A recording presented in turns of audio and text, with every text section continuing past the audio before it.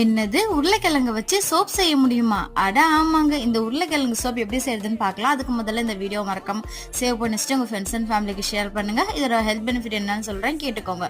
உங்களுக்கு பருவம் இந்த அச்செல்லாம் முகத்துல இருந்துச்சுன்னா கண்டிப்பா மறையும். கண்ணுக்கு கீழே கருவளையம், கழுத்துக்கு கீழே இருக்கிற கருப்பு எல்லாமே மறையும். உங்களுக்கு ஒரு கம்ப்ளீட் டீ டைம் சோப்பா இருக்குங்க.